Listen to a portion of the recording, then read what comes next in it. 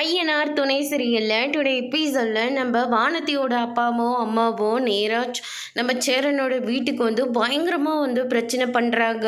இதெல்லாம் ஒரு குடும்பம், இந்த குடும்பத்தில் நான் என் பொண்ணை வேற கட்டி கொடுக்கணுமா அப்படின்ற மாதிரிலாம் வந்து சொல்கிறாங்க. இந்த குடும்பத்தை பற்றி பேச முதல்ல இங்கே யாருக்குமே தகுதி இல்லை. நானும் ஒரு கௌரவமான ஒரு குடும்பத்தில் இருந்து வந்த பொண்ணு தான். எங்கள் வீட்லேயும் அப்பா அம்மா அண்ணி அண்ணன் எல்லாருமே இருக்காங்க. ரொம்ப வசதியாக வேறு இருக்காங்க. அப்படிப்பட்ட வீட்டிலேருந்து வந்து இந்த வீட்டில் நான் சந்தோஷமாக தான் வாழ்ந்துட்டுருக்கேன். இந்த வீட்டில் எல்லாரும் என்னை தாங்குன்னு தாங்கிட்டு இருக்காங்க. அங்கிளுக்கு அப்போ நடந்தது ஏதோ ஒரு விபத்து, அவ்வளோதான். அதுக்காக பொண்ணு தங்காத வீடுன்னு எதுக்காக சொல்லிட்டு இருக்கீங்க? நானும் ஒரு பொண்ணு தானே. இந்த வீட்டில் நான் சந்தோஷமாக தான் வாழ்ந்துட்டுருக்கேன். உங்கள் பொண்ணை நீங்கள் கொடுக்காம போங்க, அது உங்களுடைய இஷ்டம். ஆனால் இந்த எங்கள் வீட்டை பற்றி பேச முதல்ல யாருக்கும் எந்த தகுதியும் இல்லை அப்படின்ற மாதிரி வந்து நிலா வந்து பயங்கரமாக பேசுகிறாங்க. இதுக்கு மேலே என் வீட்டை பற்றி இங்கே தப்பாக பேசுனீங்கன்னா நடக்கிறதே வேற அப்படின்ற மாதிரி வான் பண்ணுறாங்க. அதுக்கடுத்து தான் உங்கள் வீட்டு பையன் இனிமேல் எங்கள் வீட்டு பொண்ணு கூட பேசவே கூடாது அப்படின்ற மாதிரி சொல்கிறாங்க. முதல்ல நீங்கள் போய் அந்த விஷயத்த உங்கள் வீட்டு பொண்ணுக்கிட்ட நீங்கள் சொல்லுங்கள், அதுக்கப்புறம் நீங்கள் இங்கே வந்து பேசலாம் அப்படின்ற மாதிரி நிலா வந்து சொல்லிடுறாங்க. இதுக்கு மேலே நம்ம இங்கே நிற்க வேண்டாம், வா போகலான்னு சொல்லிட்டு நம்ம வானதியோட அப்பா வந்து அம்மாவை கூட்டிகிட்டு போயிடுறாரு. அதுக்கு அடுத்து தான் சோழன் இருந்துட்டு பார்த்தியா, சோழனோட பொண்டாட்டியை இந்த வீட்டோட மருமகளாக நிலா வந்து எப்படியெல்லாம் பேசிட்டா, செம மாசல்ல அப்படின்ற மாதிரி சோழன் வந்து சொல்லிட்டு இருக்காங்க. ஆமாண்ணே, என்னென்ன பண்ணுறது, எப்போ பாரு இந்த வீடு சரியில்லைன்னு சொல்லிகிட்டே இருக்காங்க, பொண்ணு தங்காத வீடுன்னு சொல்லிக்கிட்டே இருக்காங்க. இனிமேல் யாராச்சும் அப்படி பேசிட்டு இருங்க, அதுக்கப்புறமா உங்களுக்கெல்லாம் இருக்குது அப்படின்னு சொல்லிட்டு நிலா வந்து சொல்லிடுறாங்க. ஏங்க, இதுவும் இந்த தாலியை காட்டி பேசுனீங்கல்ல, அதெல்லாம் வேற லெவலுங்க அப்படின்ற மாதிரி சோழன் வந்து சொல்லவும், உடனே கழுத்தில் இருக்கிற தாலியை வந்து கழட்டி இந்தாங்க பத்திரமா வச்சுக்கோங்க அப்படின்னு சொல்லிட்டு கொடுத்துட்டு போயிடுறாங்க. சோழன் வந்து பயங்கரமாக ஷாக் ஆகுறாங்க. ஏங்க, நீங்கள் எதுக்காக கலட்டுறீங்க? வேலை முடிஞ்சுதுங்க, அதனால தான் கையில் கொடுத்துட்டேன், பத்திரமா வச்சுக்கோங்க, தங்கம் தொலைச்சிட போகிறீங்க அப்படின்ற மாதிரி சொல்லிட்டு போயிடுறாங்க. ஆனால் சோழன் இருந்துட்டு கலட்டி கொடுத்த தாலியை அவளே மாட்டிக்கிட்டு நம்ம வீட்டுக்காக இந்த வீட்டு மருமகளா அவள் பேசினால, அதுதான் பெரிய ஹைலைட்டு அப்படின்னு சொல்லிட்டு தாலியை வச்சுக்கிட்டு ஒரு க்யூட்டான டான்ஸில் பயங்கரமாக ஆடுறாங்க. எல்லாருக்கும் முத்தமாக தந்துட்டுருக்காங்க.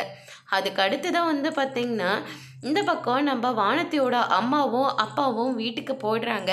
அங்கே ஆல்ரெடி அவங்க வானதிக்கும் அவங்க அண்ணனுக்கும் பயங்கரமாக சண்டை போயிட்டுருக்கு. பாண்டியை பற்றி பேச முதல்ல உனக்கு எந்த தகுதியும் இல்லை அப்படின்ற மாதிரி சொல்கிறாங்க. அதெல்லாம் ஒரு வீடு, அவெல்லாம் ஒரு ஆள், அவனை போய் லவ் பண்ணுற, அசிங்கமாக இல்லை, உன்னை என்ன பண்ணுறேன் பாரு அப்படின்னு சொல்லிட்டு ரெண்டு பேரும் மாறி சண்டை போட்டுக்கிறாங்க.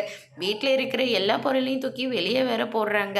அதுக்கு அடுத்ததான் அவங்க அப்பாவும் அவங்க அம்மா வந்து, நீ எல்லாம் ஒரு பொண்ணாடி, இப்போ தான் அந்த பையனோட வீட்டுக்கு போயிட்டு வந்தான், அதெல்லாம் ஒரு வீடாடி, அந்த வீட்டுக்கு போகிறேன்னு சொல்லிட்டு இருக்க, இனிமேல் நீ அந்த பையன் கூட பேசவே கூடாது, அதெல்லாம் ஒரு குடும்பமாக பொண்ணு தங்காத வீடடி அதெல்லாம் அப்படின்னு சொல்லிட்டு அவங்க அம்மா வந்து பயங்கரமாக வந்து பேசுகிறாங்க. அதுக்கு அடுத்து தான் நான் பாண்டியை தான் லவ் பண்ணுறேன், பாண்டியை தான் கல்யாணம் பண்ணிப்பேன் அப்படின்ற மாதிரி சொல்கிறாங்க. இது இருக்கிறத விட செத்து போயிட்டா கூட ரொம்ப சந்தோஷமாக இருக்கும், தூக்கி போட்டுட்டு அடுத்த வேலையை போய் பார்க்கலாம், இது இருக்கிறதுனால மான மரியாதை தான் கப்பல் ஏறி போயிட்டுருக்கு அப்படின்ற மாதிரி சொல்லிடுறாங்க.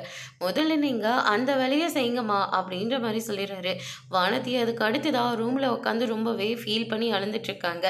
இந்த பக்கம் வந்து பார்த்திங்கன்னா எல்லாரும் சாய்ஸ் வந்து விளையாடிட்டு இருக்காங்க. அப்போ சோழன் இருந்துட்டு நம்ம பேசாமல் பீச்சுக்கு போகலாமா அப்படின்ற மாதிரி வந்து சொல்கிறாரு. பீச்சுக்கு போகணுன்னு எனக்கும் ரொம்ப ஆசையாக தான் இருக்குது, போகலாம் அப்படின்ற மாதிரி சொல்கிறாங்க.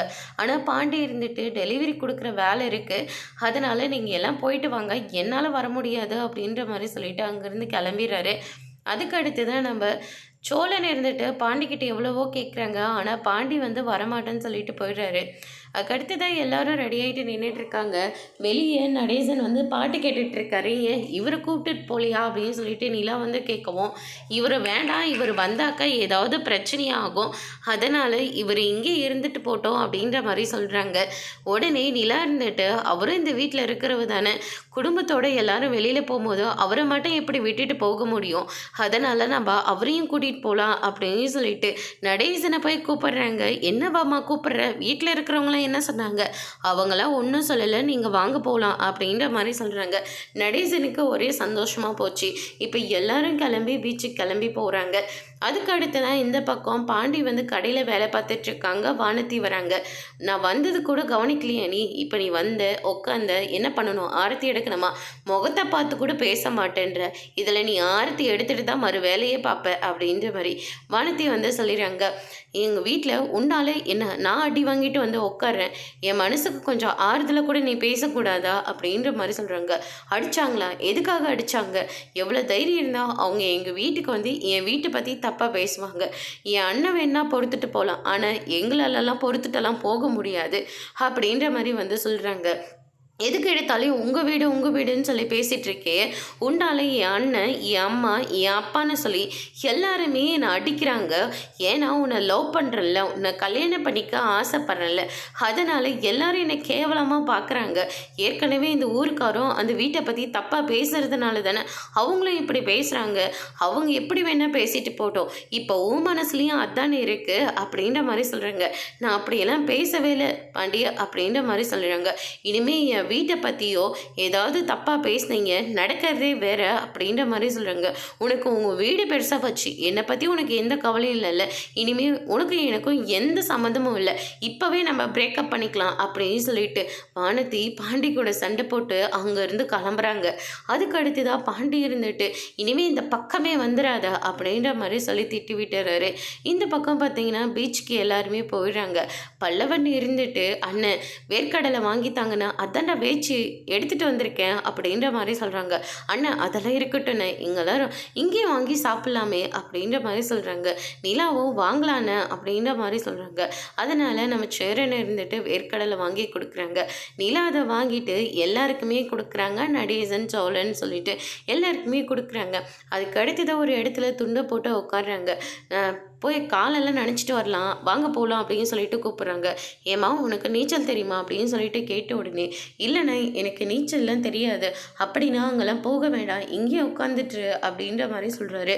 உடனே அண்ணா கால் மட்டும்தானே நினைக்க போகிறோம், போய் நினச்சிட்டு வந்துடலாம் அப்படின்னு சொல்லிட்டு போய் விளையாடிட்டு இருக்காங்க.